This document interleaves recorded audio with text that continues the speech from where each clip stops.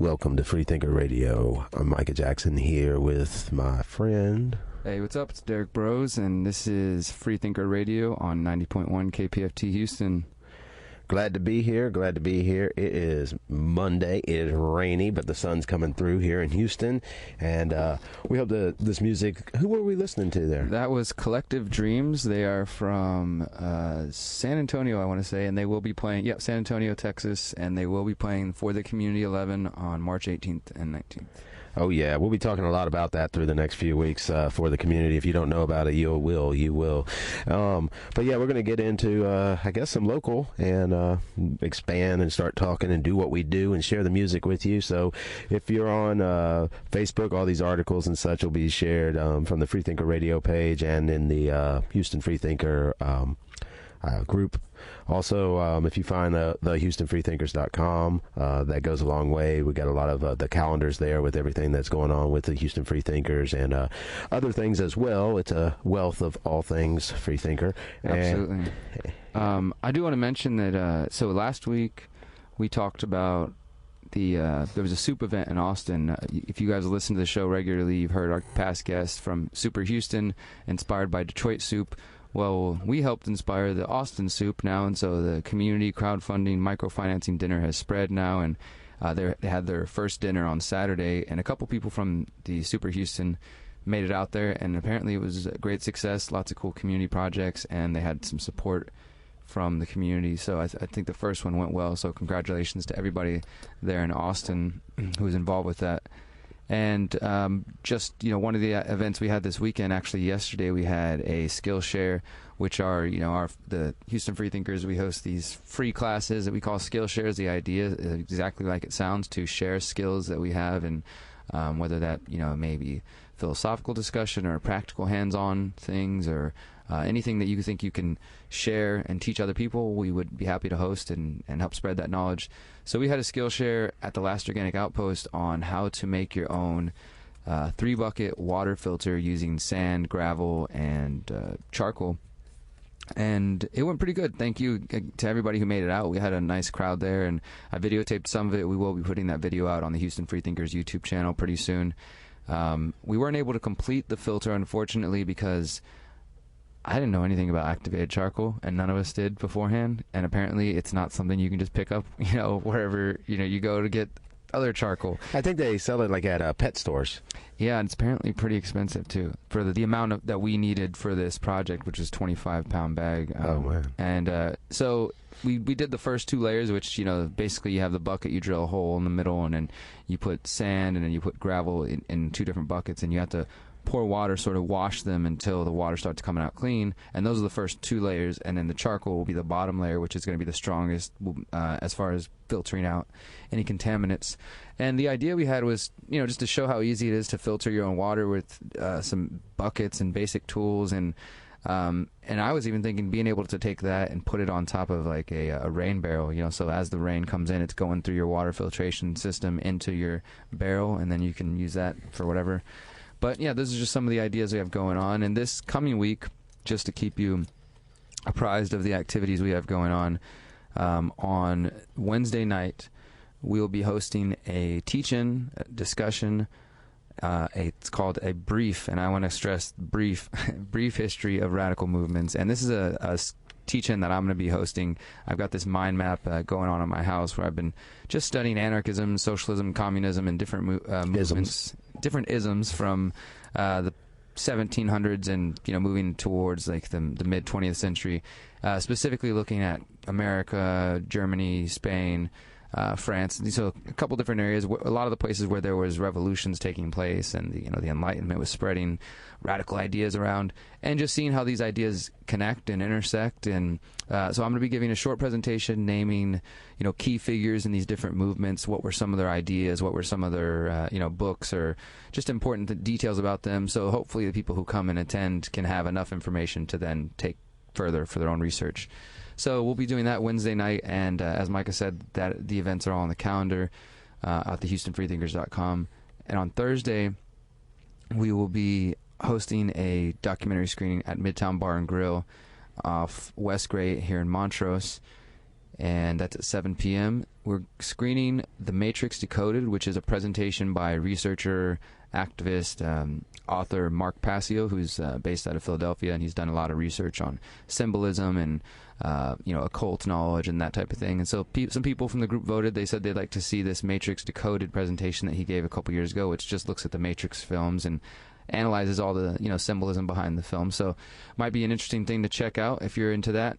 And then Friday will be Super Houston, the soup event here in the city of Houston at Jomar Visions in the Cypress area northwest. So outside of town a little bit, but if you want to go out there and support a good project, definitely a worthy trip to make. Last time there was more soup than we've had at any event. I mean, there was probably 10 plus different types of soup to try. Yeah, the last event was really nice. I think it's a good place for them to hold it, even though it's a bit removed, over to the northwest side a little bit. It's not too so bad. Far out of the way, and there's enough space there, and everybody's comfortable, and they have a little, stage area where, the focus can be as they present each project, and, it's a great thing. I think the energy was really good last time, and I think having, opening it up to where people could bring soup instead of having to, purchase food for people or whatever, also, makes it more viable to continue to occur, and it creates a little bit of a type of community thing. And it's like it wasn't as competitive as you might think, because they give away they give a prize to the best soup, but they also give as we've been talking about, they give a prize to the best idea. Basically all the money that's generated that night goes to the best idea, but there's a little thank you or spoon or something to the best soup. But everybody's just like, did you try this soup, did you try that soup? So it gave it a new dynamic, and I thought that was really cool. But yeah, there's a lot of stuff going on in Houston.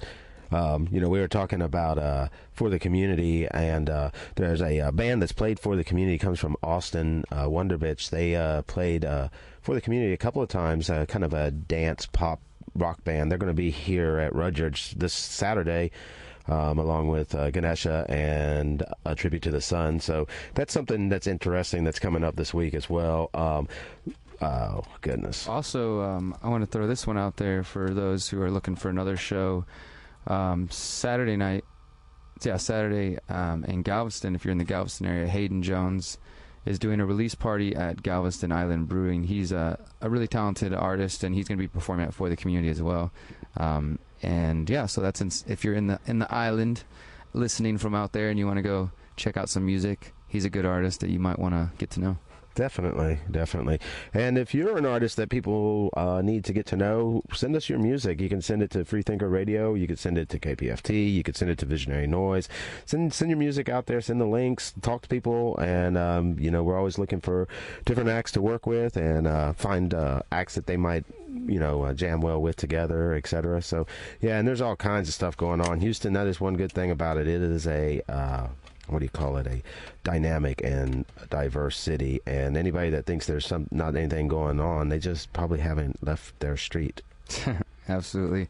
So you want to jam a song or get into the local news? Yeah, let's listen to some music. We want to give you more music. Yeah, absolutely. Please feel free to submit music to the Visionary Noise Facebook page or the Freethinker Radio Facebook page. We work with lots of musicians, poets, artists of all kind, performers, and activism, politics awareness is a part of our culture as much as art and music and all these things are. So we want to support all those artists. Check out this song from the Wheelworkers. Oh yeah, they are great. They're great. And we will be right back on Freethinker Radio here on 90.1 KPFT.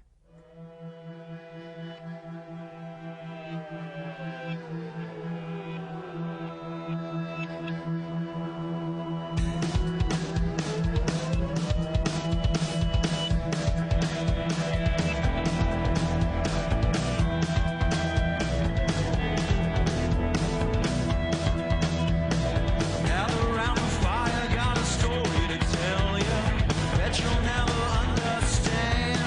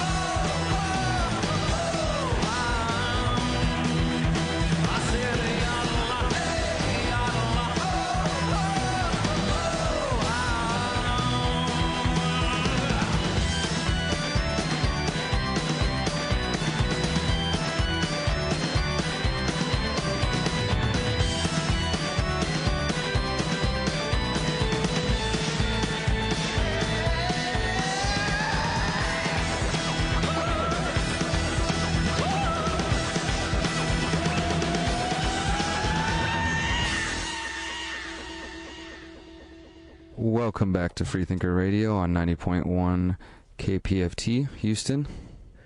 Definitely glad to be here. That was the Wheel Workers. They jam much. Please, if you like any of this music, comment, share it, like their page, do something, because these musicians, they're working hard to get the art out to you, and it means the world to us to be able to connect y'all. So if you like anything, if you got any questions, reach out to us. You can call us at 713-526-8737. We're taking your calls today. Happy to talk about just about anything. Absolutely. Whatever's on your mind, we're here for you guys to talk. And we will be having a guest at the top of the 4 o'clock hour. We're going to hear from local activist Shere Dore, who is involved with Houston Food Not Bombs, among many other projects. And she's going to be giving us an update on what Food Not Bombs is up to, as well as the latest on the Sandra Bland case. Of course, Sandra Bland was apparently, she committed suicide while in the custody of the Waller County Sheriff's Department, which is just outside of Houston here. So it's been a hot topic in the Houston area, and we're going to get an update on what the latest is at 4 o'clock. So stay tuned for that. Yeah. Yeah, if you're an activist in the community or you have events going on, we'd like to talk to you as well to get this get the word out. Not only do we broadcast it here from KPFT, but you can find all these archives on the kpft.org website, and they're also shared out through the Houston Freethinkers YouTube page, and you can find those and share them, as well. Or, find out about an article or a song that you heard before. But yeah, there's all kinds of stuff going on here in the local. I'm glad Shere's going to call in, and Sandra Bland is just one of many, many difficult things that are occurring in our city, in our city and here in our state. And we want to make sure that we, bring light to that. So, I don't know how else we can do it besides, using these different media sources available, talking to people, and getting the word out. But you know what? You can too. You can talk to people, you can record people, you can put that stuff out on YouTube, and you can get a radio show. So yeah. But definitely, we want to motivate you to be all you can be type thing. I got some Texas news. I don't have a lot here in the local besides the events we talked about. You got anything else here in Houston? Or? There's a couple of local stories, but we almost forgot to mention this, and I think it's because we purposefully do a job of trying to avoid talking about the election and politics as far as electoral politics is concerned on the federal level. But for those who are interested in action and things like that, this Thursday, the Republican presidential circus will be in town for a debate, and it looks like there are several different groups planning rallies and protests. It's going to be hosted at the University of Houston. And so if you're interested in that, you just go to the U of H on Thursday. It looks like 3-4 o'clock around there. There's going to be, I'm seeing at least 4 different events of people wanting to come protest Donald Trump and the Republican Party themselves. So if you're into that sort of thing, protesting political parties, meeting other people who are willing to get to the streets, you might consider that. Asking them what's up. Yeah, exactly. And there's I'm hoping that I get the email sometime between now and Thursday, but I applied for press credentials for that Republican debate. So there's a possible chance that by next Monday we may have a clip with an interview of Donald Trump to play or something like that. Very nice, very nice. What does freedom mean to you? We'll see. I can change my skin color and my hair. Freedom means building a wall. Freedom means walls. Walls protect freedom. Walls close people in. That's how we keep each other safe. That's how you stay free. You don't slip out of the cage. You're free in this box. So yeah, one other local story that definitely is important is coming from Houston Public Media, and this is, unfortunately, it's not really the latest news item is current, but the story is ongoing. old. It's been ongoing, and that is the toxic pollution in certain neighborhoods in the Houston area, specifically the Galena Park and Manchester neighborhoods on Houston's east side. This article says scientists urge action as they trace source of toxic vapors in Houston communities. Scientists have said they found worrisome levels of benzene in the air in some Houston area neighborhoods, but it's where it may have come from that surprised them. So in February of last year, researchers drove 3 vans around the communities of Galena Park and Manchester. The vans were packed with high-tech equipment that measured the air for toxic vapors. Computers were then used to look at the data to pinpoint likely sources of the toxic vapors, and the researchers say they found spikes of benzene, a chemical linked to cancer. The benzene vapors were approaching unsafe levels for short-term exposure and far exceeded safe limits for long-term exposure. The scientists say they suspect the benzene was coming from big refineries and terminals along the Houston Ship Channel, where crude oil, which contains benzene, is loaded to and from huge tanks and barges. But the scientists say they traced much of the benzene to something else, pipelines that carry crude and other related products. And they said Eduardo Alager, the scientist who led the project at the Houston Advanced Research Center, says this was a surprise to us. It turned out when we superimposed the graphics based on the existing pipeline database over our findings, we see these huge spikes right on top of the pipeline system. The system of pipelines and the benzene spikes can be seen here, and we'll post that on the Houston Freethinkers Facebook group and in our show notes after the show. He also says what they found needs more research, but it should be a wake-up call for government regulators. The Texas Commission on Environmental Quality told Houston Public Media it will take a look at the study and evaluate it. That's some pretty scary stuff happening right over here in the east side of town. And this is one of the weird things I think about how big Houston is as just this giant metropolis is people consider themselves Houstonians and they're 30 or 40 miles apart, just spread across this land. And so there are, closer to the ship channel, like they're describing, there's all this. You can see it and smell it as soon as you get closer to the ship channel in that part of town. But, that's a reality every day for a lot of people, that they don't have the option or the money or the means to just pick up and move. But, I mean, how would you feel if right now, or maybe you're listening and you live in one of those neighborhoods, call in 713-526-8737 and tell you how it feels to wake up and to see that, and then to hear these studies and to know that this is what you and your family are breathing in. Yeah, well, that kind of isn't so fun. That doesn't sound very fun. No, definitely don't want to breathe benzene. But yeah, yep. All kinds of craziness going on. I mean, I don't know. I was looking earlier to see if that story about the brown water up north was continuing, but there's nothing new going on with that. At least nothing we know about. So no update to the brown water. Yeah. And again, if you are in the Kingwood area, which is where the story that Mike's talking about came from, if you have dealt with some of this brown water recently, feel free to call us and let us know about it. One other situation that we're dealing with in Houston that I think is going to become increasingly apparent and important for many Houstonians, especially if you work for the city in some way, is the fact that the city of Houston is facing a massive deficit, and they're trying to get their budget squared away by June. The city has to cut more than $100 million in spending by the summer. And during a press conference last Wednesday, Mayor Sylvester Turner told reporters that he already knows where some of that money will come from. If positions aren't filled right now and they're vacant, it is highly unlikely they will be filled. There are some people who are employees working now. I can't promise everybody will still hold on to their positions in the new budget cycle.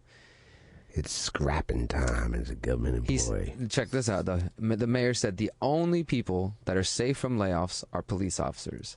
The one thing I know in this city is we don't have enough police officers. We need more, and that's one thing that is crystal clear. This is not the time to be laying off anyone when I know we need more, and the public understands that. He was not as clear about his position on cutting firefighters. I certainly don't want to lay off any firefighter, he says, because we need firefighters, but I am not inclined to take too much off the table, because everything needs to be on the table except for cops. Everyone needs to understand that. Yeah, be afraid. And this is pretty positive response, though. I like this. The Channel 11 here in Houston, they interviewed Alvin White, who's the president of the Houston Professional Firefighters Association, about this statement from the mayor. And Alvin White says, yes, there's a budget issue, but there's millions of dollars of corporate welfare that need to be looked at before you start looking at city employees. When you lay off city employees, you're hurting the citizens of Houston, not only our families, but the families we're out there to protect. So, interesting. Some corporate welfare going on. Well, it all depends. Some of it's disguised as purchases for things that you need because it's recommended. Yeah, exactly. And he said to look into the TIRZ program, the TIRZ. I'd heard about that before. Definitely, if you want to look into some research and investigate some local corruption, that would be a good place to start. And it says that somebody commented on this article. I saw it, and they said rather than looking at eliminating these positions, how about we look at the pensions that all these city employees have and have been promised, for a long period of time. And I'm not saying we should cut necessarily that's the answer, but it seems like there's lots of money in different areas that people are all trying to protect their bit of their piece of the pie right now. And this other article from the Chronicle says that Houston workers are fighting for promised pensions. Retirement plans are in danger of temporary permanent cuts. More than 250 enraged retirees and active workers filled the Houston Union Hall of Teamsters Local 988 on Sunday morning to hear how they can fight to keep their retirement funds. Says the Multi-Employer Pension Reform Act passed under the 2015 omnibus spending bill that kept the government from shutting down allows certain pensions to apply to the U.S. Treasury Department if they fear they will run out of money unless cuts are made. Pensions can be cut as much as 69% of the participants' benefits. So just, another area where working people are struggling. Well, we got to think about this. This is often what we see happen in, economic struggles. Here it is on the local, what's the thing that's kept? Military, and police. And typically they're given raises. But, you got to figure about it from the city's end. There's a lot of, the city does a lot of things to generate money, everything from library fines to, tickets from police officers. And the thing you have to realize, though, is tickets from police officers, other than a car running and the hours of that person, writing little pieces of paper to people for not wearing seatbelts and stuff, that's revenue. That's revenue, that's revenue. So there's some important reason, to their mind, of why they don't let police officers go as well. How can you, as a government, ever want to let go, your strong arm? It's like what's keeping you there. So you bet the government is never going to want to relinquish anything that's keeping its ongoing operations liquid and happening. Yeah, I think you're right about that. I posted this, a comment about this on Facebook earlier, and this is, pretty much everybody responded is, mirroring what you said, Micah. Police are needed to make sure nobody tries to jump ship or, God forbid, put their own fires out. Firefighters have courage while the police claim fear to justify shooting unarmed Americans. Firefighters deserve more respect than they get. I wish they would cut the number of police, but they are revenue generators. The union is very strong and they enjoy the worship of most of the citizenry here. Additionally, the market here is going to be hit hard by the downturn in energy. We haven't even seen the full impact of the depressed oil prices yet. So there is a lot of things going on in Houston. As I said, the city's got its own budget. There's a lot of things happening with oil. And it's going to be interesting to see. I like it that you're bringing up pension plans because, excuse me, when things are going well and you're hiring employees, whether you're an auto manufacturer or the city of Houston, you're hiring people. People want benefits. That's why they go to work. They don't just go to work so that they can go hang out with you. They want things like money and retirement and stuff like that. So, when you're sitting on one side of the desk and you make a deal with them, we'll go ahead and we'll pay you this much, and you'll get your retirement package. And then come along later, like they did with the auto manufacturers, and have to restructure that. Basically, mean stop paying people money that they made the deal to. Usually that's criminal if you did it. But anyway, it's an interesting thing because people tend to over obligate themselves on promises of the future, and if we have these employees, we'll be able to do this, so we have to get them, so we have to pay them their benefits, et cetera, et cetera. But so pensions kind of something that people often forget about, and then after the fact try to manipulate. But the reason I'm focusing on that is not just to point that out, like the similarities between the bankrupt auto manufacturers with heavy pensions, the city of Houston, but now it turns out that the state of Texas District Judge Laura Livingston ruled just last Tuesday that the state is not obliged to tell the public how much it pays in pensions to former members of the legislature. Think about that. So they get guaranteed payments from tax dollars, which are your money, and they don't have to tell you anything about it. No, they don't get to know. Despite the fact that, even the president's salary is public, all these things are public. But here in the state of Texas, there's a gentleman, there was a lawsuit filed last October and this is similar to what you're talking about with the open records requests, these different activist groups, they can do things like this. They can file lawsuits, they can do open record requests, etc. So this one nonprofit group called Texas for Public Justice basically filed a lawsuit, and the group originally filed suit to compel the state to produce the total cost for the retirement plans paid to 103 former legislators who currently work as lobbyists. Lobbying Oh my God! I just saw this picture across the. I don't need to see that picture. That's terrifying. But yes, yes. Let's just say Bernie Sanders and Hillary Clinton type of morph picture. I don't know if the rest of y'all seen it, but there's a funny meme going around that superimposed Hillary Clinton's face on Bernie Sanders. It's pretty funny. Sorry to interrupt your train of thought. I couldn't help it. It's just I threw it up on the screen and threw Mike off.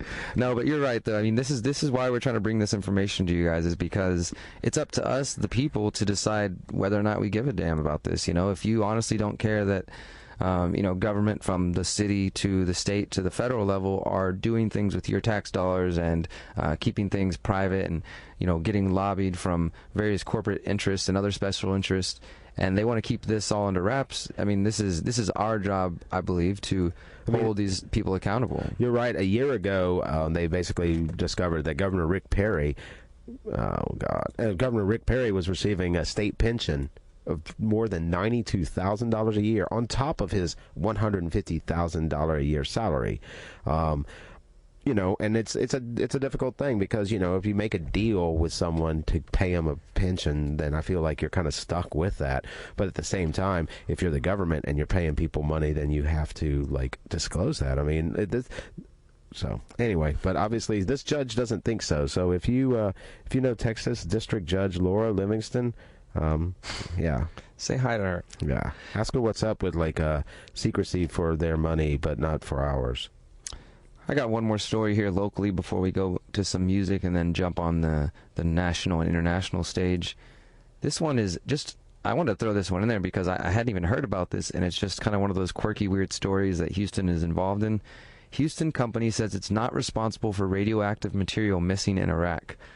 A Houston-based oil well firm said Thursday that it's not at fault after radioactive material was reported missing from a storage bunker in southern Iraq.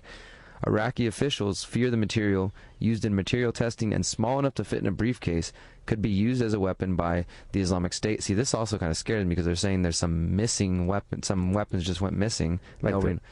There's missing weapons all over the place. There's missing suitcase bombs and all kinds of stuff. It says that if the Islamic State gets it, something could happen. Reuters said the material, which disappeared in November, was used for industrial gamma radiography, which is used to test piping and other oil-filled apparatus. In an email to USA Today, this guy said the material disappeared from a bunker owned and operated by Istanbul-based SGS Turkey.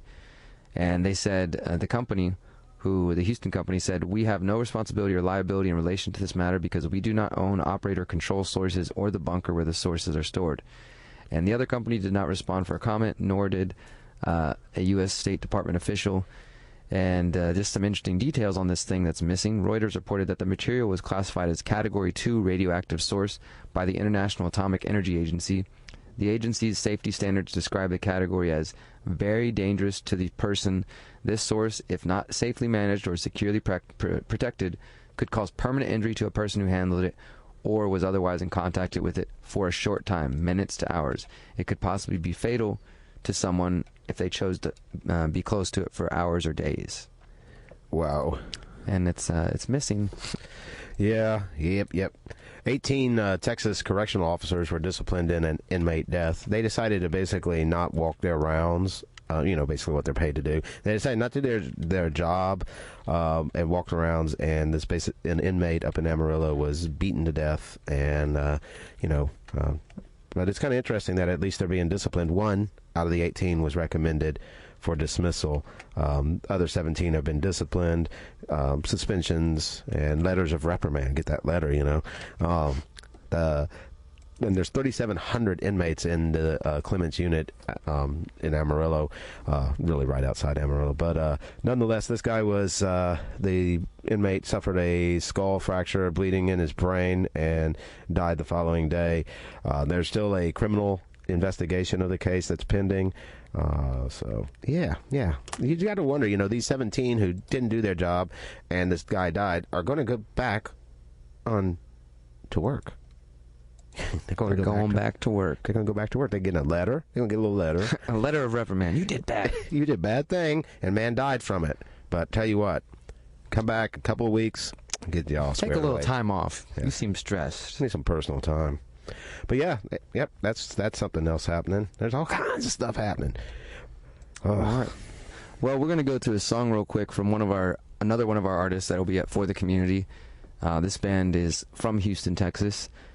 They're called So Soon the Truth. We played a little bit of them last week, I believe, and as we said earlier, we're going to continue playing For the Community artists over the next few weeks. We're about a month away, just under a month. So exciting! 2 days, 3 stages, 70+ acts, bands from Asia, acts from all over Texas, different places in America, all types of music. Well, I can't say all types. Let's put it this way: most popular genres and some unknown genres will be there. Some brand new genres will be created. They'll be hatching out right there. They will be created right there at the show. For the community. All right, check this out. This is So Soon the Truth from Houston, Texas. We'll be right back on Freethinker Radio, 90.1 KPFT Houston.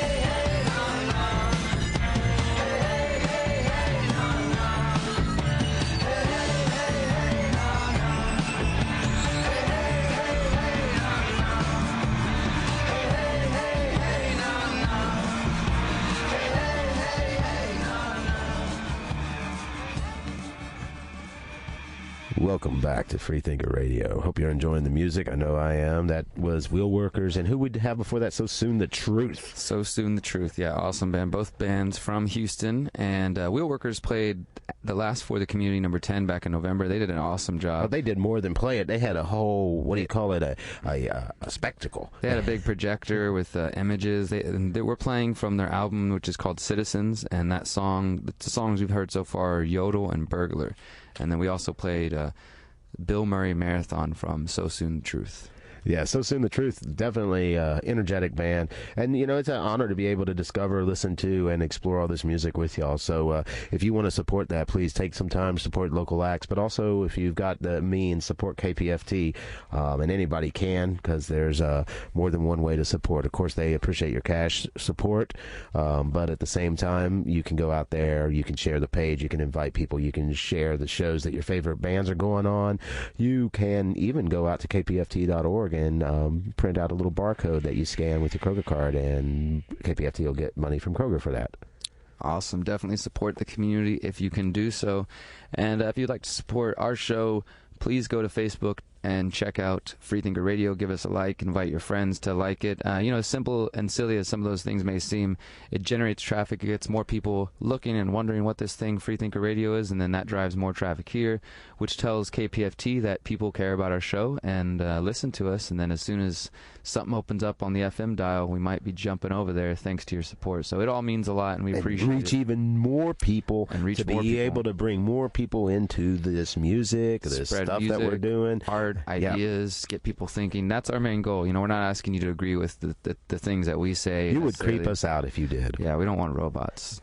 Or, you know, maybe a few robots, but we don't want you to be a robot. We don't want you to be a robot. I mean, I might like a personal robot, like one of those little dogs, little dog robots. You know? Yeah, a robot would be all right. Like backflips and stuff. Those are cool. Do your bidding.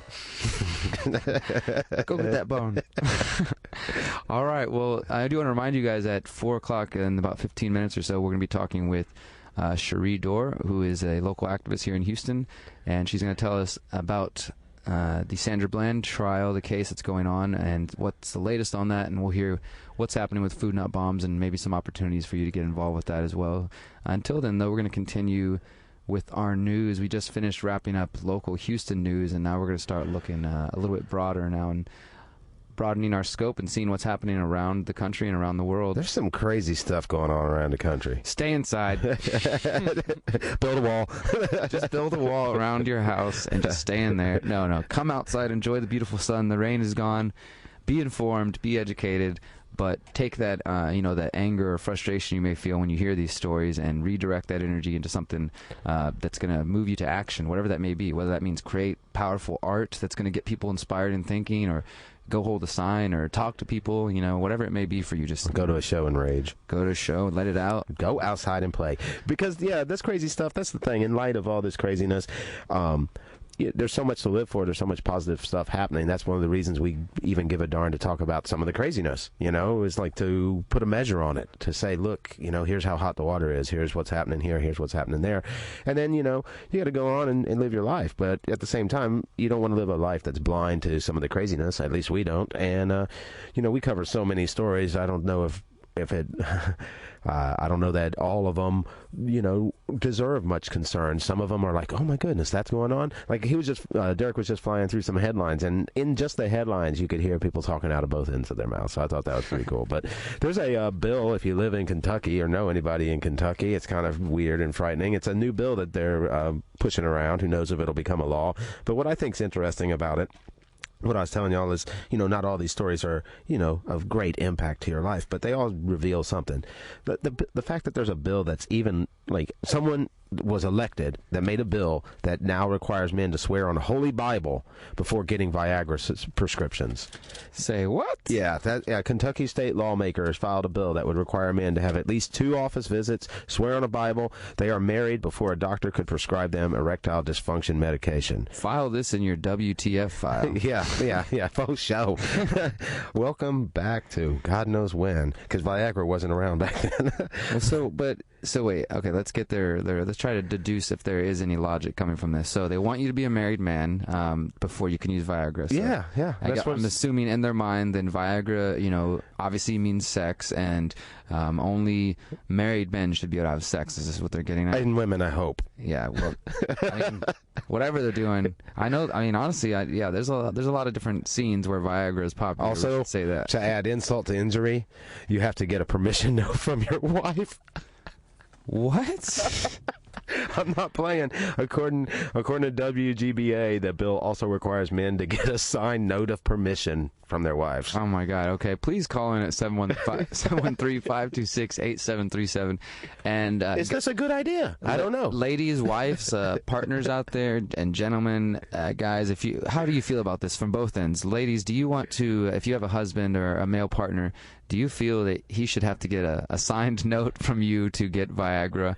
And if you're on the other end, would you? Why or why not? Would you be willing to put your hand on a Bible and swear twice that you're a married man and get a note from your wife so you can get an erection? 713-526-8737. Well, yeah, for sure.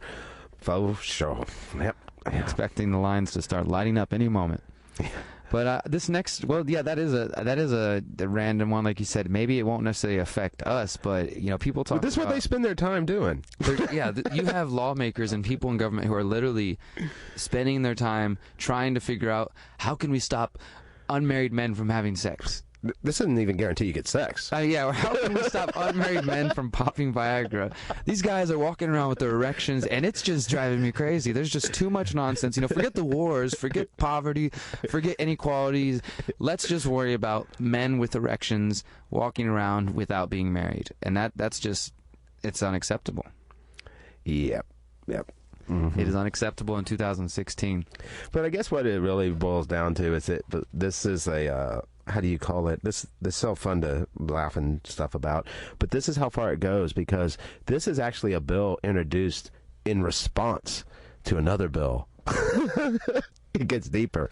This is in response to the governor, Matt Bevin, who signed a bill last week that required women to consult with a doctor at least 24 hours before an abortion. Well, see, this is what I was going to get at. As I was just watching...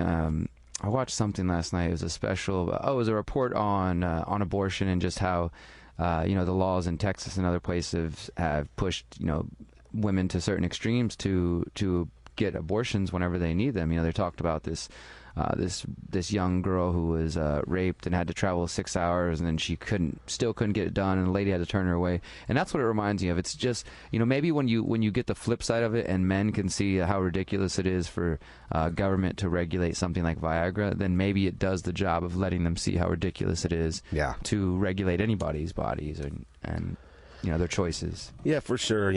Keep your laws off my body in lots of different ways. That applies to so many things. I mean, basically, keep your force, keep your force. I don't need you. Keep your force out of my life. Yeah. Speaking of force, this one is quite disturbing, but also kind of cool at the same time, because it shows you these apparently these good cops we keep hearing about. Some of them showed up in Arizona. Arizona State University Police Department falsifies crime statistics to make the university seem safer than it is and harasses officers who object to the, quote, culture of corruption, 6 former officers claim in court.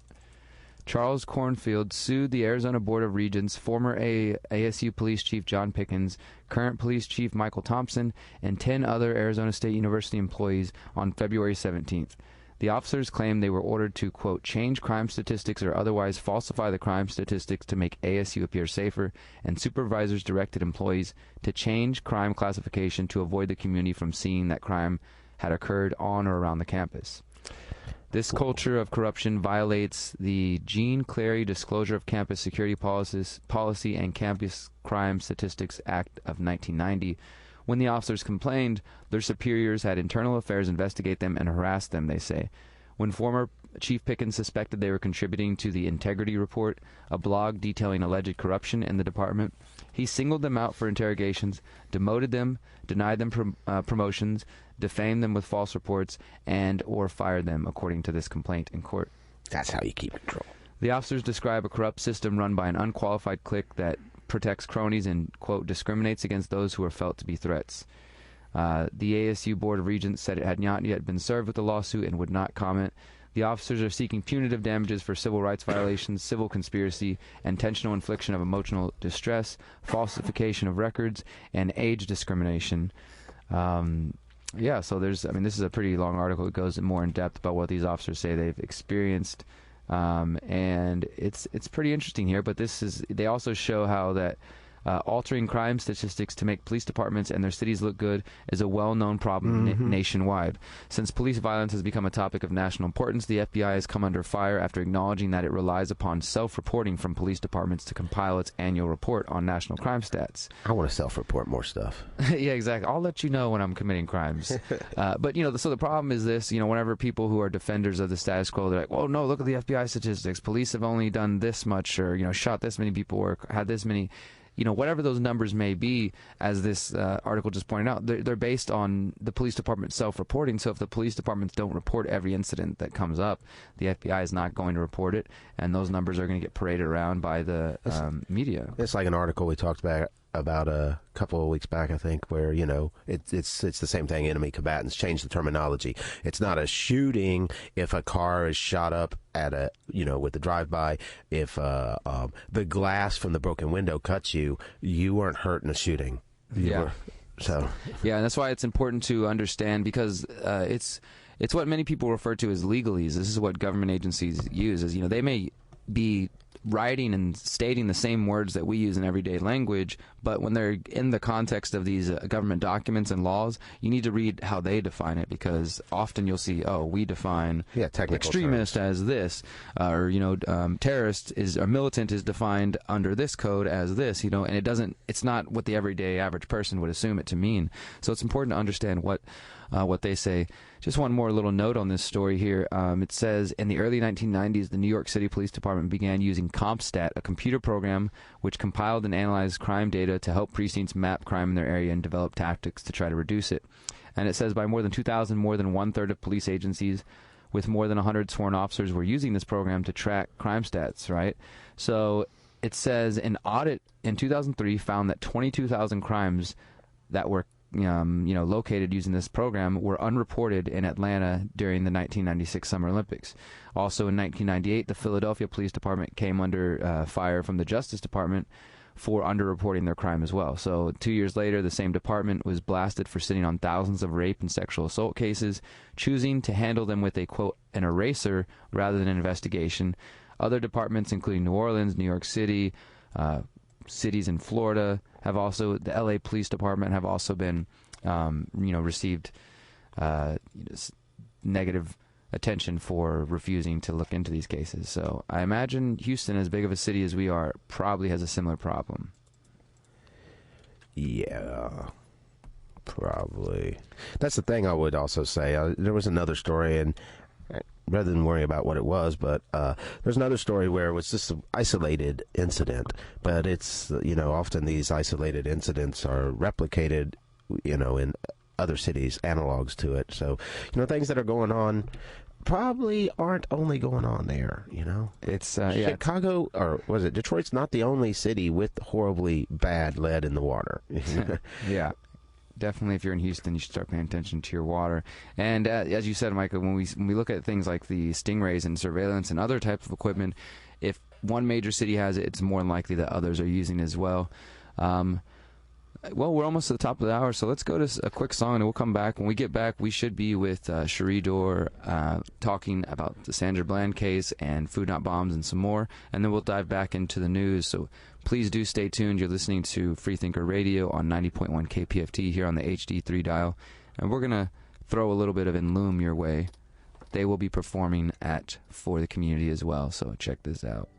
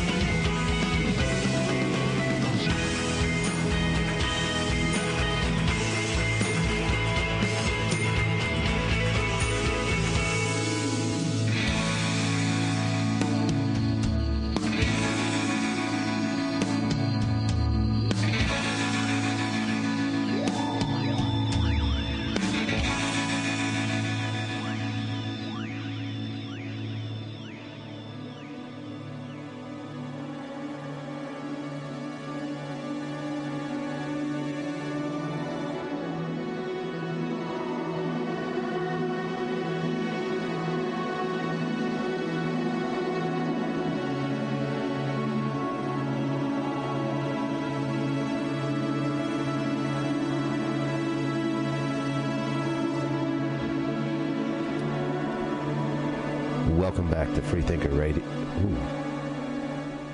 Welcome back to Freethinker Radio on KPFT. Glad to be here in the Tower of Power.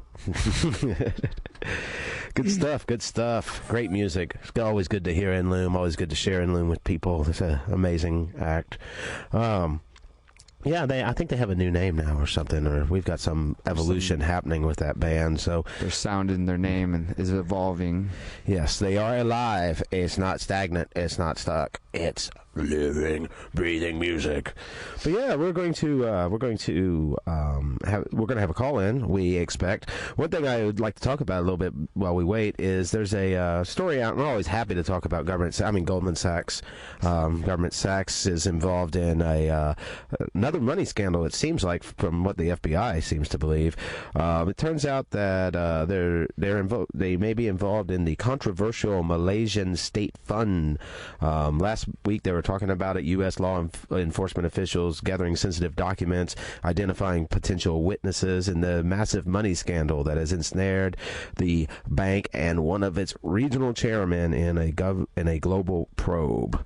The bombshell case involves Tim Leissner. No, not Timothy Geithner. He's not being brought up, but Tim Leissner. Tim Leissner, Goldman's chairman for Southeast Asia, is recently decamped to Los Angeles to take personal leave. Fallout is widespread. It affects both Goldman and Leissner badly because of reputed close ties with high-ranking government officials in Malaysia. Imagine that. A little bit of corporatism going on over there, too. What did we say a minute ago? If it's happening in your town, it might be happening elsewhere, too. So Goldman Sachs is got some stuff going on here in Malaysia.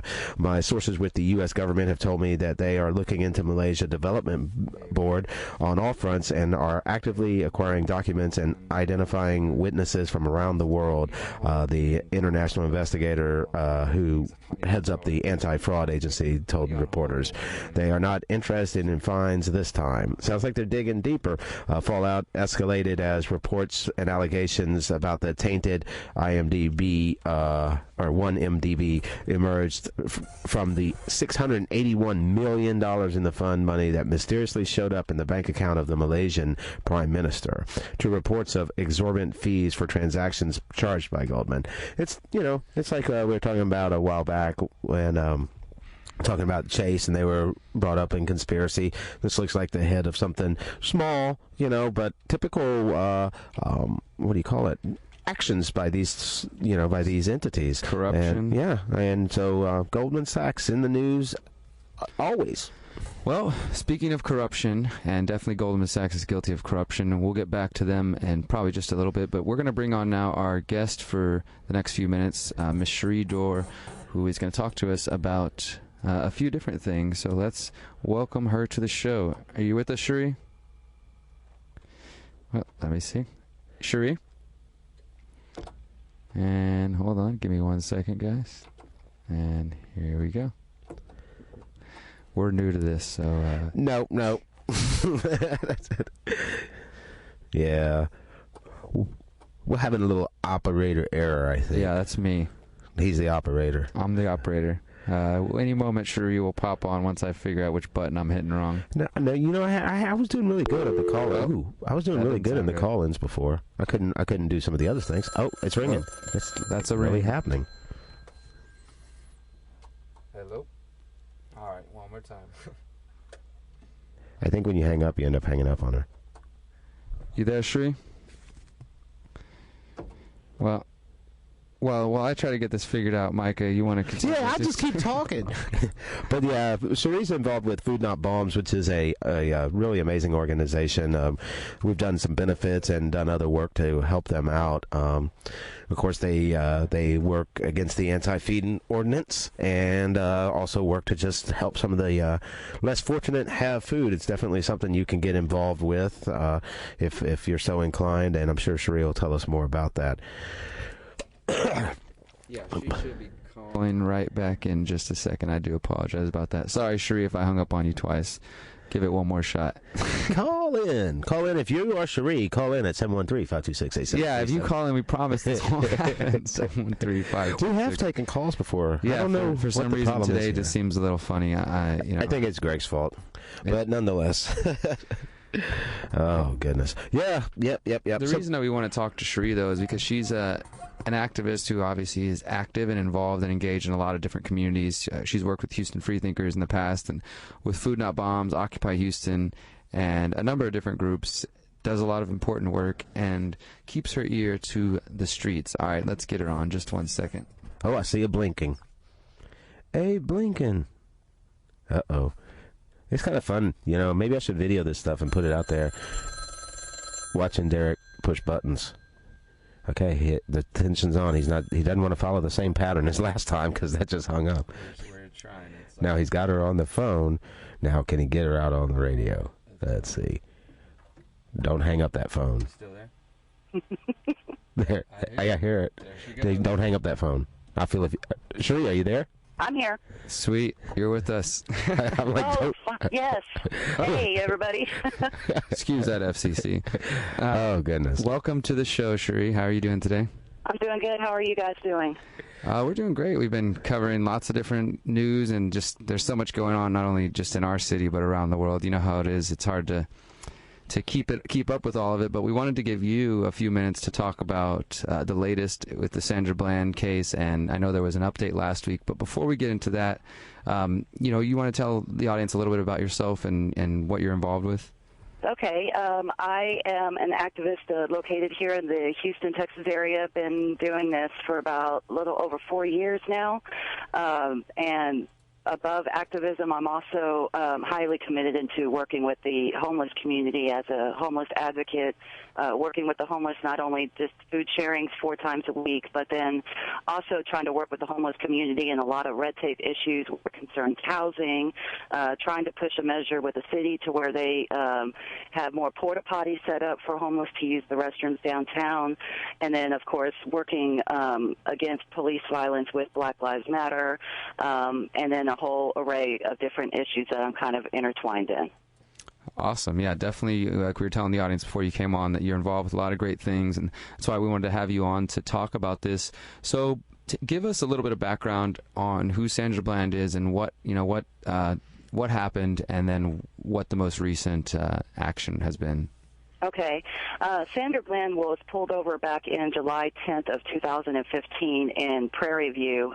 In fact, it was just right down the street from her college. She went to Prairie View A&M, got her degree from there, and actually came down to Texas because she had just gotten a new job. And one thing that a lot of people aren't aware of is that Sandra Bland was also involved with Black Lives Matter and speaking up against police violence as well, with an array of her videos called Sandy Speaks. In any case, as Sandra was driving down this particular street near her college, a cop car was coming behind her, and for her, when you see a cop car coming fast behind you, your first intent is just to try to get out of the way. Unfortunately, she did not use her blinker to turn over to the right lane, and that is when the officer pulled her over for failure to use her blinker. From there, the matter had escalated because, of course, Sandra knowing her rights. Officer was upset with her because she had lit a cigarette in her car. He pulled her out of her car, indicating that she shouldn't have lit the cigarette. And then, unfortunately, she goes off a dash cam, but later video surfaced where he actually had assaulted her, did some damage to her back and to her neck. She was placed in jail, and 3 days later, they say that she hung herself. She was found dead in cell number 95 at Waller County Jail. Believing that Sandra wouldn't have taken her life, because one big thing that she kept repeating to the cops is, I cannot wait to take you guys to court. I cannot wait to have my day in court with you guys.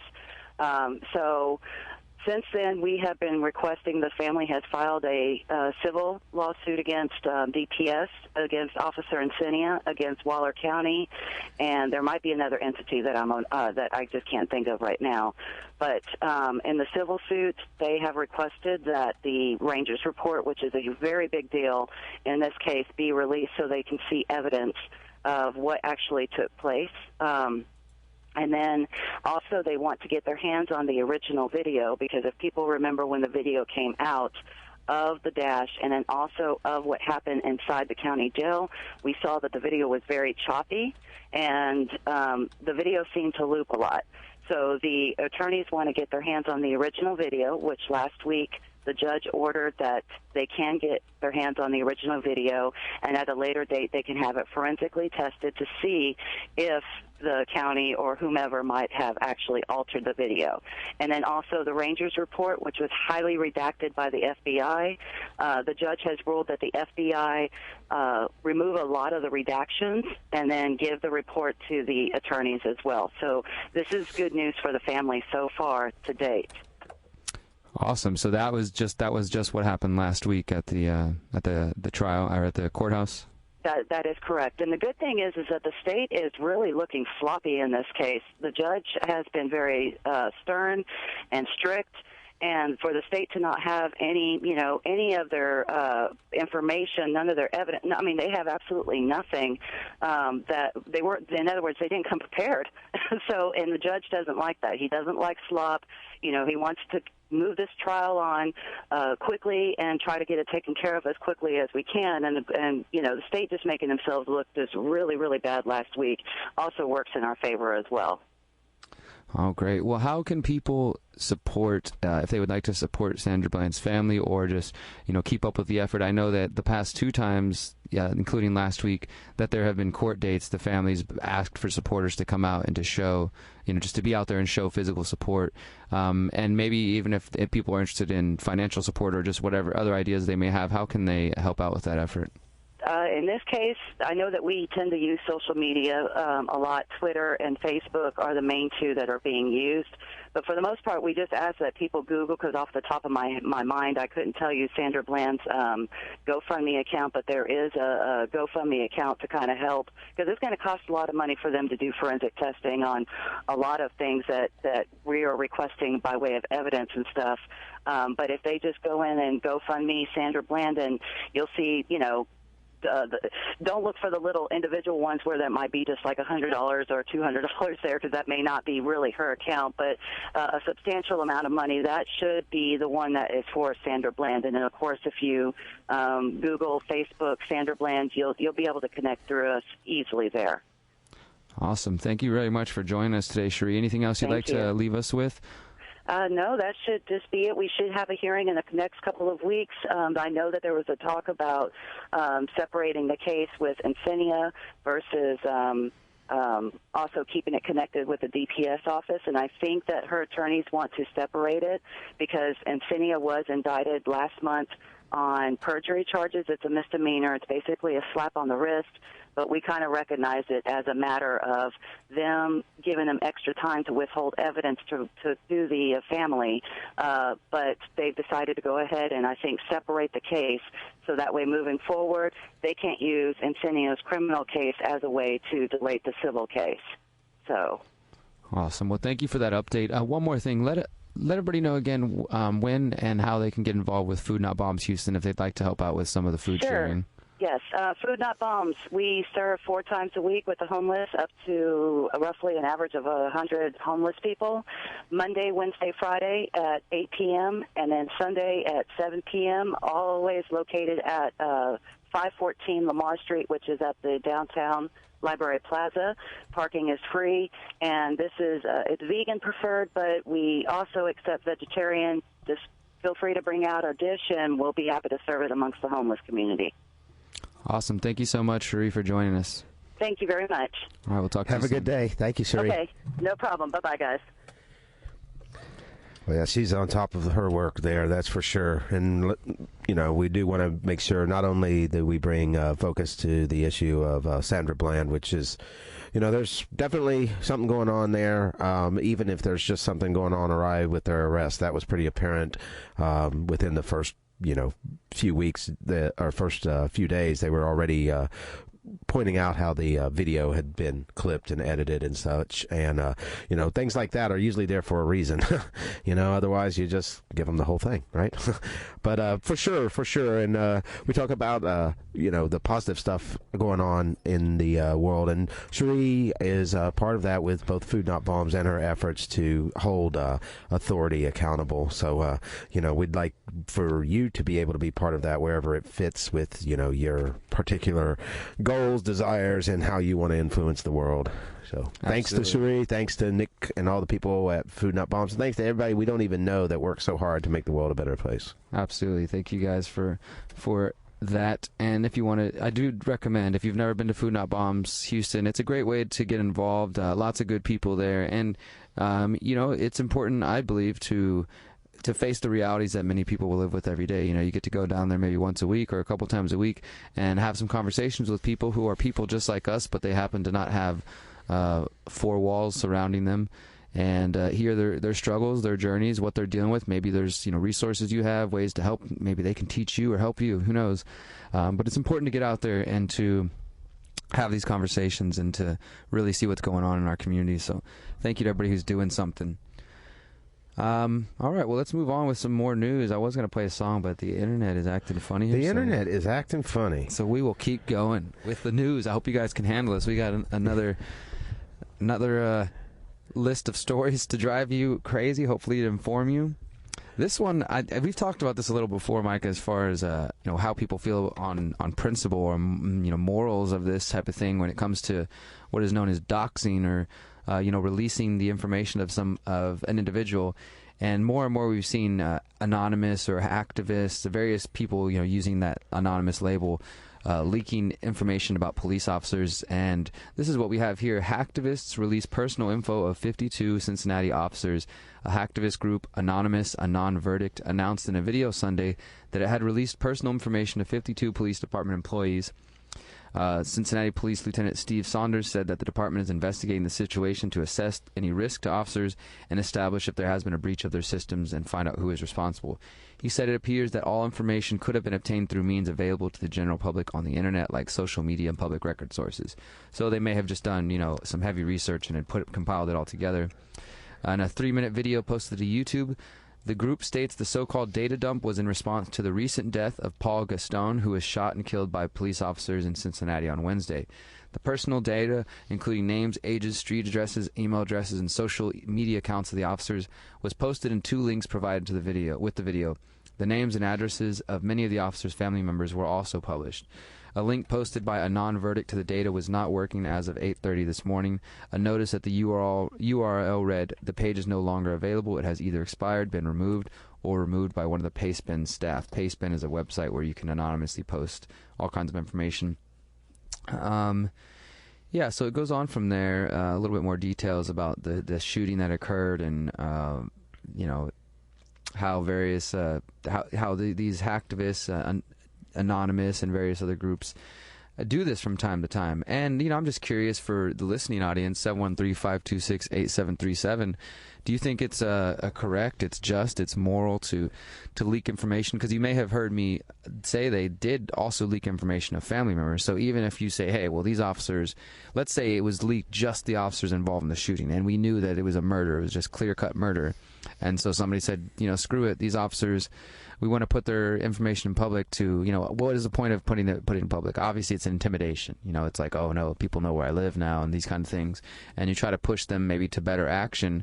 I'm not certain that will always lead to the outcomes that we desire or are, seeking. If the outcome that's desired is to improve rather than just to inflict fear on people. What do you think about that, Micah, as far as doxing? Oh, it's a double-edged sword, right? Because on one sense, these people are public servants, and most of this information is out there. So what are you doing that's immoral by collecting public data that's out there and republishing it or gathering it together and putting it together and putting it out there? That's I don't really think that it's so much a moral question like that. Because most of this information is available, and they put information out. Everybody puts information out on the constant. But what would be I feel like a bit much would be if you went out and you basically gathered people's personal information beyond their name and address, because that's generally that's pretty public information. You can pretty much find that on anybody. Yeah. But if you got more into their details, like they have this much amount of debt over here, their daughter has cerebral palsy, and all this stuff that we wouldn't, that just isn't public information. So it's kind of weird, because I think most police officers, if they're in a good mood, they'll say, yes, we're public servants. Well, if you're public servants, then you don't really have to hide from the public, right? Mm-hmm. So I really don't see anything wrong with, in fact, I almost think it should almost be required. If you join the police force, your information should be publicly available. To some degree. Now, what that is, and does it pose a risk? How's it pose a risk? I don't know. We all have, we give them all our information. I don't know about you, but I had to get an ID and give the state my address. They know where I live. Yeah. So, I kind of feel like that about it.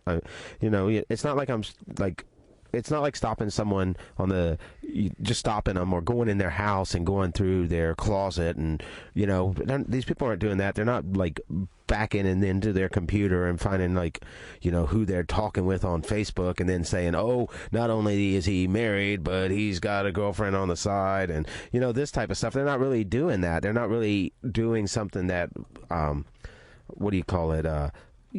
Compromises personal sensitive data. Instead, seems like for the most part they're saying, yep, someone lives here, they're a police officer. Someone lives here, they're a police officer.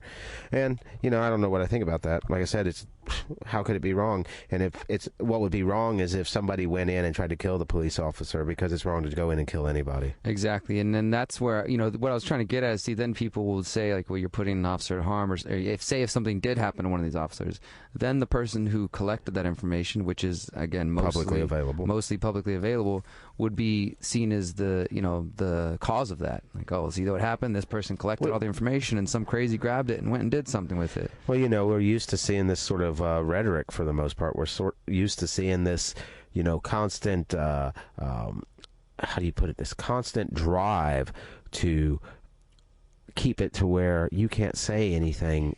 You cannot do anything, and if you contributed to people knowing about something that then somebody goes and does something, you're default for that knowledge. How can you be default for knowledge that you shared? It'd be like going and teaching a bunch of kids how to make an atomic bomb. It's really not that hard. It's not that hard, okay? They could, you could teach kids how to make all kinds of things. You teach them how to make knives. Now, what's wrong? You teach a kid how to make a shank, right? So you teach them how to make prison shanks. That's not a big problem. What's the problem is when a kid goes and uses prison shank on someone. Yeah, I mean, he could be shanking. But they're going to be like, well, if you didn't teach him how to use a shank, he never would have killed anybody. Get for real. Shank occurs naturally. If somebody wants to do some killing, they're going to find a way to do that killing, basically. That's why I think it's like so many things. We need to hold people accountable for their actions. Exactly. Treat people as individuals, and their individual actions. Don't place the blame on, oh, well, this person did this, so that led to that behavior. Well, why don't you hold the person accountable who caused the behavior? And I think what happens is people start looking for root causes. Well, you see this with the gun manufacturers. People want to sue gun manufacturers, say, I go and get some gun, well, no matter what it is, who cares what brand, and cap someone. There's going to be a set of lawyers coming in trying to help a particular bereaved to sue the gun manufacturer in that case, saying if they didn't manufacture guns, my so-and-so would still be alive. Where do you draw the line at that point? If they didn't manufacture cars, so-and-so would be alive. If they didn't, it's like an infinite regress, because all the causes that contribute to the event in indirect ways, what are we if you feed the murderer that morning, if you give him breakfast, are you accountable? Because, he might have died before he shot the guy if you didn't feed him. You kept him alive. I feel like there's a real drive to, numb down the whole culture to make people feel passive. Very passive, not able to take any direct action. And I don't know I don't feel like it comes from on high. I feel like it's even from within itself, from the culture itself, that there's people who are like, don't make waves, don't cause trouble, because there's so much fear from both criminal elements, government elements, and your average person is just sandwiched between those two. So, we live in a really, like you see in these you see in the shows sometimes where everything gets darker and darker as different forces come into play, and people don't know what happened to the happy times they once knew. And I feel like that's sort of how it is. It's sort of like it's not up in your face as much. We've seen stuff in your face, if you talk about even simple stuff like the TSA and stuff like that in your face. That's in your face. It's point blank. We're going to touch you where you don't want to be touched if you ever want to fly. And we're probably going to touch you where you don't want to be touched if you even want to get out of this situation in dealing with this government employee at the airport at that point. You could be like, fine, I don't want to fly. Get touched. Yeah, you could be like, I don't care about my plane ticket. I don't care about anything. Please just let me go. Chances are that's not going to happen. But my point with this is, so we have this type of aggression on the daily, regularly, and it makes a little bit number and a little bit easier to just go along, to get along. And I feel like don't get numb. Yeah, for sure, don't be numb. And I feel like the idea is to try to stop anybody, to put this weight on people. It's that same sort of mentality. If you don't have anything to hide. I've seen, and that's what's bad is now we're running into some other headlines that have been coming out like this. Remember, right after 9/11 or whatever, they had this whole see something, say something sort of thing. Well, now they're looking. DHS is looking to get. I think it's another million. That sounds so small nowadays, right? It's just $1 million to propagate this campaign again, despite it being a witch hunt before. They're ready to propagate it again for online. So if you see something online, report it. Well, it makes sense to me because I remember there was some stories coming out at the end of 2015 about how the federal government is encouraging different digital communications companies, telecommunications companies, like they did with the phones already, to they want Facebook to report negative behavior to the local police, or if they see something that they think might be worried. So it's just this, again, the further breaking down of, instead of, this is a good example. Politicians and people in positions of power who want to be in positions of power, like Donald Trump, they want to build walls to separate people. But what they don't want to do is they want to tear down the walls that separate, the powers of government and corporations. So that's what we're seeing is, you're talking about the see something, say something. This is the see something, say something for the internet. They're going to get these companies like Facebook and Google, who already have most of your interests and your information and your conversations, and say, if there's anything that we deem unacceptable, please report it to us. Yeah, and they give them a list of words, that then pop up, and and that's to a point that's fine, because if you see someone if I see someone walking down the street with a shotgun and they go looking at your window and then they start going in your window, I feel like I should do something about that to a point. I don't think we should just always, we shouldn't just let people suffer violence if we can do something about it. Yeah, absolutely. But on the other end, it creates this whole culture of looking for it and being having your mind on that and spending millions of dollars in different ways focused on that. Have everybody, just like in 1984, and these, just look at past regimes where they try to get people to constantly suspect each other. You have to be your brother's keeper, this type of mentality. And as you said, Micah, there's nothing wrong with, I wouldn't be the first person to call a cop, but if I was witnessing a crime in front of me, absolutely, then I would, do what I could to stop that crime, whether that meant interfering or just, and if it came down to it and saving a life, and the only option I felt I could do was to call other help, then I guess I would do that. But, there's nothing wrong with wanting to help people if you see something that doesn't look right. But the problem is it creates this state of paranoia. Hyper witch hunt mentality.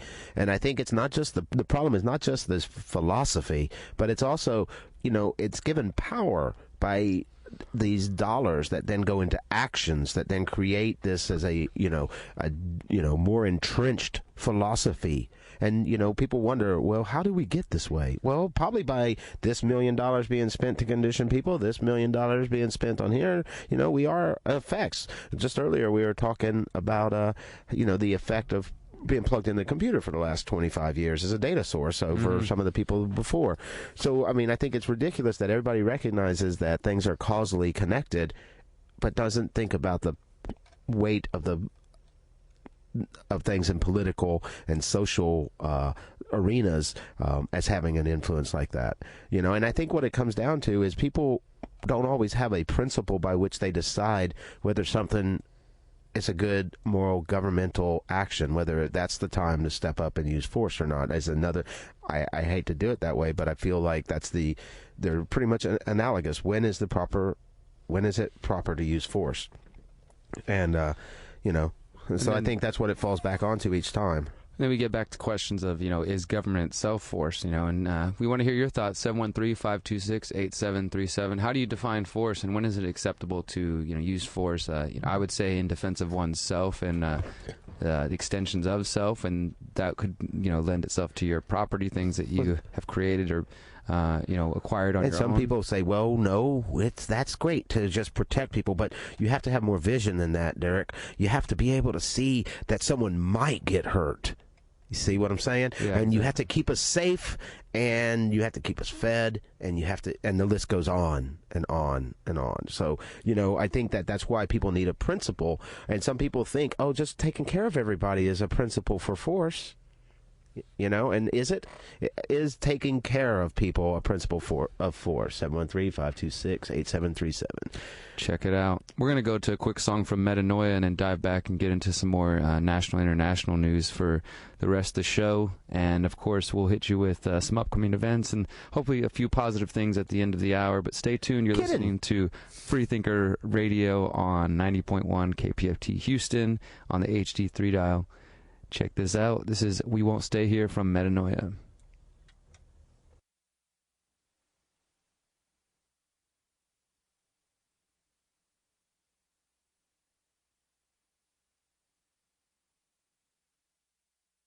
Well, since the internet is not working, it seems to be going slow. We're just going to have to play music from CDs the rest of the show. All right. Well, we'll get something else in here for you. But for sure, we're going to play some music. In the meantime, I'll tell you a little bit about a thing I saw on Hacktivists post. We went a bit far with that rant, but I feel like we needed to kind of push the envelope with what these stories behind the stories. There's this one from Hacktivists post here. School kids under police investigation for posting an unpatriotic photo to Facebook. That's right. Unpatriotic, huh? Yeah, you might remember back in 1989, way back then, you millennials don't, in the famous Supreme Court case, Texas versus Johnson, a 5-justice majority ruled that desecrating the American flag was protected speech under the First Amendment of the U.S. Constitution. Despite this ruling, Americans from they want the arrest, the death of, and punishment of people who dare to express their opinion through the use of Old Glory. Turns out that this kid, basically, the investigators came to check out a photo of a high school student standing on a flag, as if a crime had taken place. Basically, somebody's being violated, right, if a flag's being stepped on. When this photo was posted to social media last week, a high school student standing on a flag while another student stuck out her middle finger. A firestorm of controversy blew up. Immediately, the school issued a statement decrying the photo. A statement on behalf of Richland School District. We don't support this photo. Was posted on Facebook as well, bringing more attention to the photo, I'm sure, as the district's website promising timely and thorough review. This ends up out on CBS Pittsburgh. The Richland School District has become aware of this unfortunate and unpatriotic picture posted by some of its students. Statement read, "This type of picture does not represent the opinion of the district or of its overall student population," because they speak for the children. Yeah, they've asked, actually, I don't know about you, but when I was in school, we had an us then mentality. There was a few teachers that we might talk to, but most of them, they didn't know what was going on in our heads. This act may be offensive to some and possibly against school policy. I think it's in the handbook, don't stand on the flag. It is by no means a legal matter. However, it's become one, and police are now involved. Yes, that's right. According to WTSP, the Richland Township Police Department also released a statement in regards to the incident. According to CBS Pittsburgh, they are aware of the disrespectful photo and are currently investigating. That's right, police investigation. We have been in contact with the Richland School District, and we'll work with them in resolving this issue. This issue needs to be resolved. This issue? The police statement read, "Thank you to everyone who took time to notify us of this situation." I guess they're just calling in off the hook. They're free. Armed agents of the state are called to investigate an act of free speech because they found it disrespectful. Something seems like it's gone horribly wrong. Wednesday, the students returned to school for the first time since the photo caused patriotic heads to explode. Instead of standing up for free speech, the students in the photo were forced to apologize. I'm going to add this, lose their dignity, be deprived of their civil liberties, and they and their families were chastised by the rest of the school. Police were out in full force as well, vaguely hinting that a photo of a student stepping on a flag is somehow a security threat. According to Tribune, Democrats, it's all over the place. Richland Township Police were parked or on foot on all sides of the school as the buses arrived at 7:20 a.m. Where was this at again? Richland, where's this? One second. Richland School District. Did you say Kentucky? No, Pittsburgh. Sorry. Pittsburgh? Oh. Yeah, sorry. Thanks. And one second. Yeah. Other officers circled the campus and its parking lots. Everyone made it to school okay, the Richland police chief said. Well, thankfully. I mean, it got to the police chief. The flag didn't stop anybody from going to school.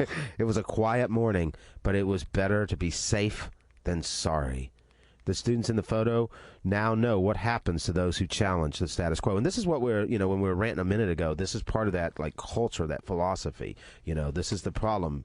The students in the photo now know what happens to those who challenge the status quo. They are cast out, rejected, and singled out for their personal expression. Get in line. That's right. Look forward, spell imagination. When a society becomes more concerned with a piece of cloth than the freedom it's meant to present, it's time to wake up. So... yeah. Definitely some powerful stuff there, and that's disturbing. What are your thoughts on that? How would you feel if you're a parent, or if you got, if you're in school, if you decided to express your discontent with, America and wave around an upside down flag, or maybe wear a shirt with an upside down flag or something, and they made you apologize to everybody and go through all that? How would you feel? Let us know at 713-526-8737. We do have one quick song here. This is from Csorba, who played the last for the community. He's an amazing guitarist, definitely original. Check him out, and we'll be back in just a few moments.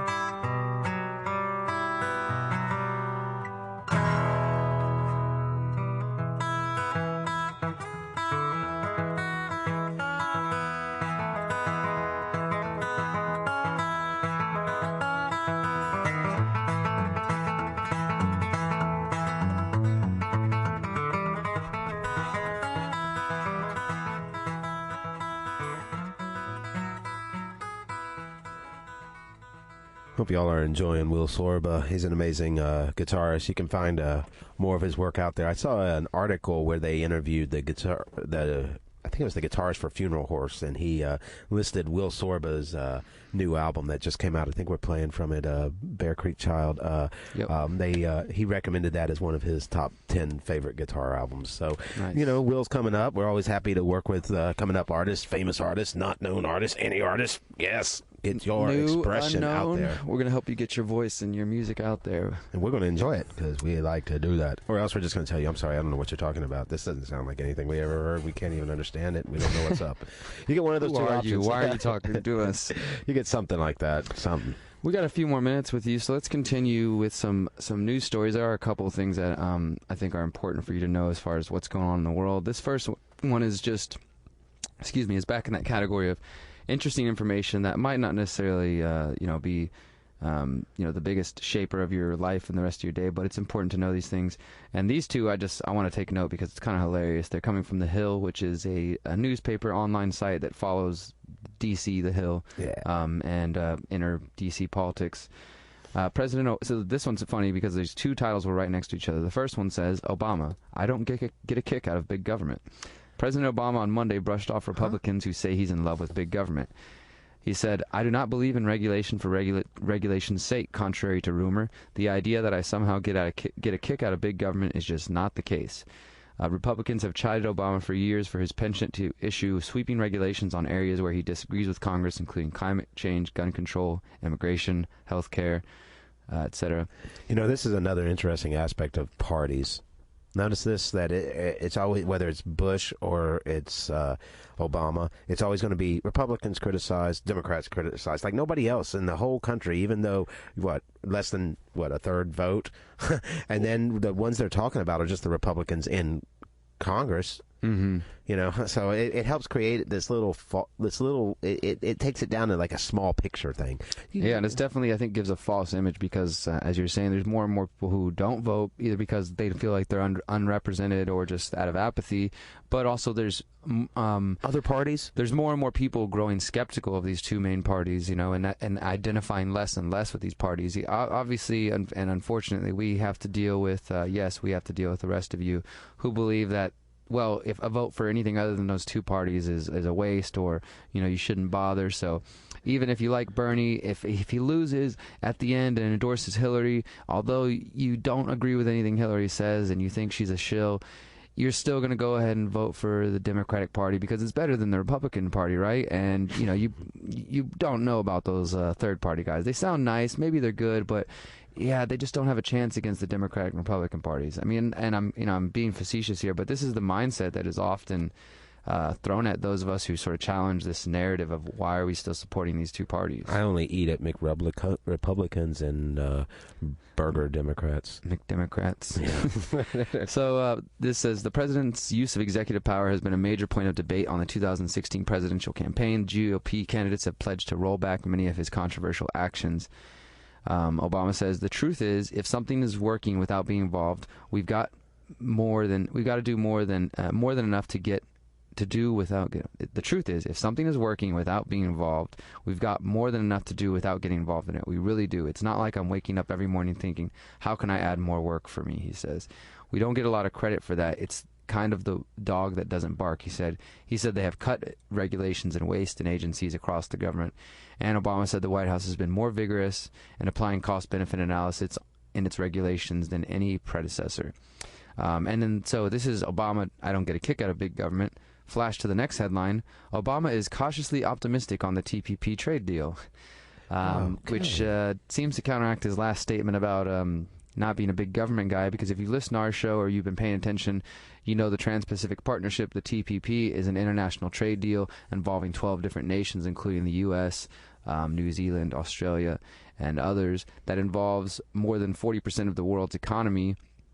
And working with Pacific nations, it was operated and negotiated in secret for several years until recently. The first step of it passed in the United States under fast track, and now it has been approved by the trade ministers, who are unelected officials appointed by the presidents from various nations, and now that they've approved it, they have now up to 2 years. The United States and the other nations have up to 2 years to approve the document within their home countries.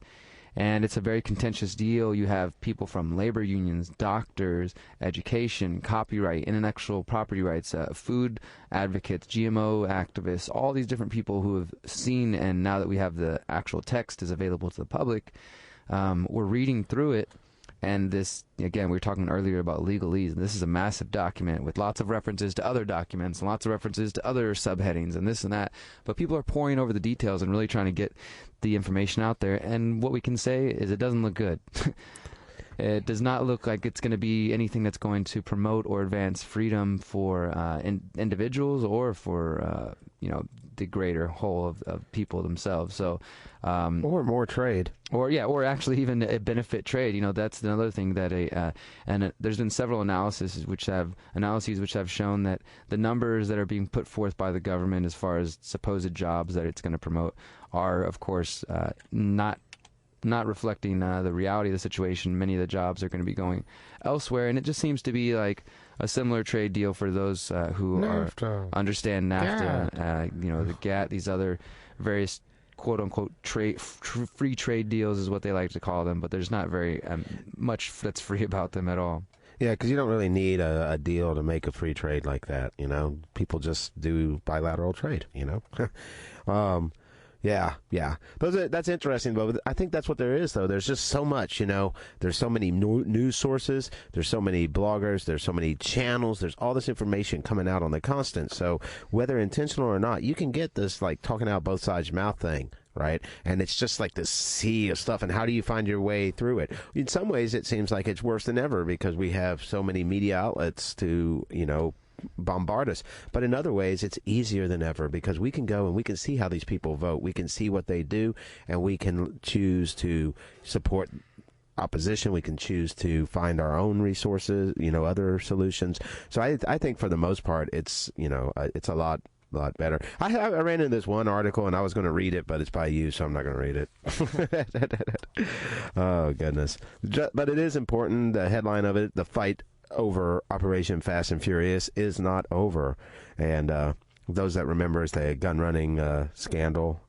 Nonetheless, the D.C. Circuit Court has reversed a previous decision which sealed settlement talks related to a lawsuit against the Department of Justice for failed gun running operation known as Fast and Furious.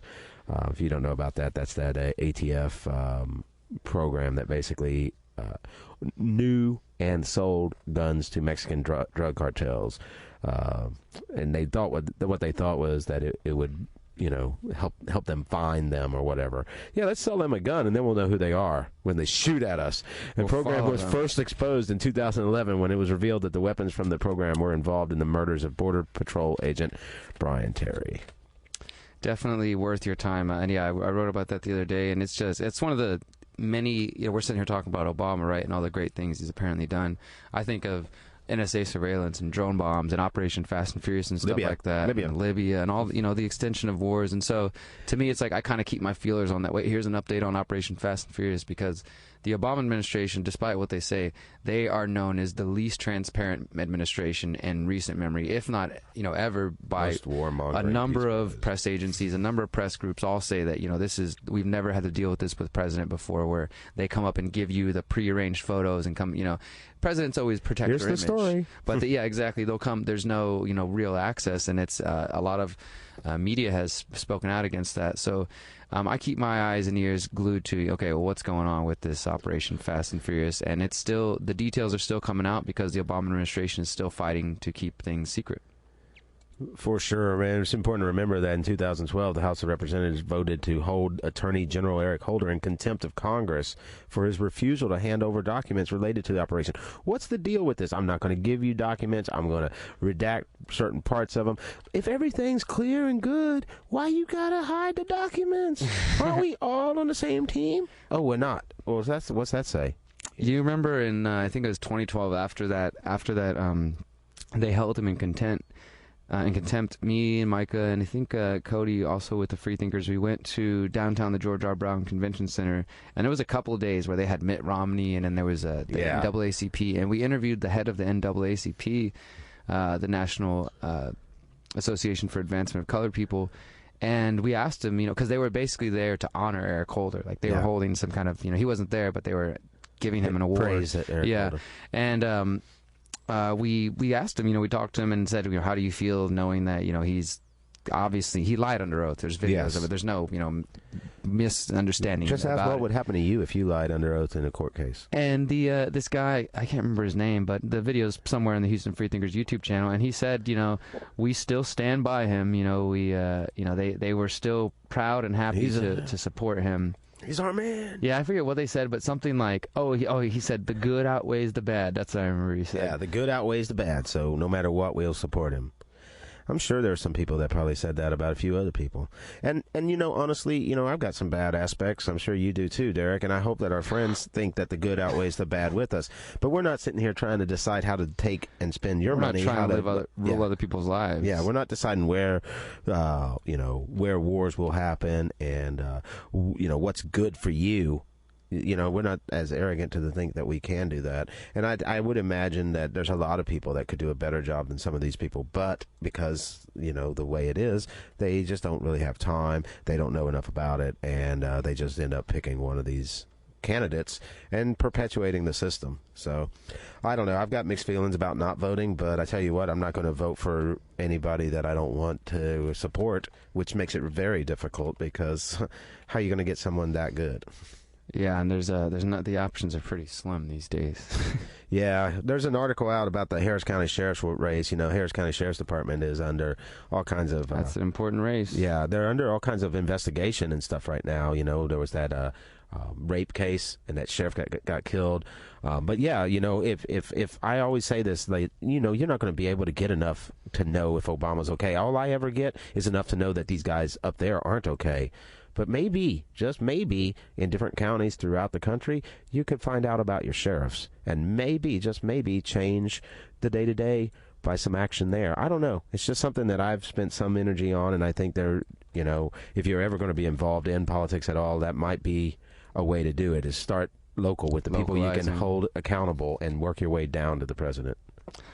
Yep, awesome. Well, that's all we got for today, guys. This has been another fun episode of Freethinker Radio. If you're new listening, thank you. And I want to thank George Hardy and a few other people who've been listening through the Houston Freethinkers Facebook group, Lori Chandler, for their comments. And it always feels good to know we have people listening, and sometimes people text us and say, hey, what was that song you guys played? And if you join the Houston Freethinkers... And that's picking up a lot now that the show's been here for a minute. We're really getting a lot of that, and we're not able to thank all of you, but for sure... And if you join the Houston Freethinkers Facebook group, the discussion group, if you feel like debating and such, we post all the articles in there, but also you can look for the archives on, usually by Wednesday or so, they're up on the Houston Freethinkers YouTube channel, and in the notes below the video, there's all the articles and links to the music we're playing, so you can discover new music and do your own research. And, of course, you can always find us at thehoustonfreethinkers.com. We really do appreciate your support, guys, and without you guys, this wouldn't be possible. You can find us again next Monday, February 29th, from 3 to 5, and when we drop this archive, if you're so inclined, please share it or give it a thumbs up. Any likes, comments, etc. go a long way. We want to do that for you, too, so send us your pages and what you got going on, and let's find ways to work together. Thanks for a great, fun show. Thank you, KPFT, and Derrick, and everybody. We're going to close out today with Enloom. As always, if you can hear this, you are the resistance. Live free, think free, and you will be free.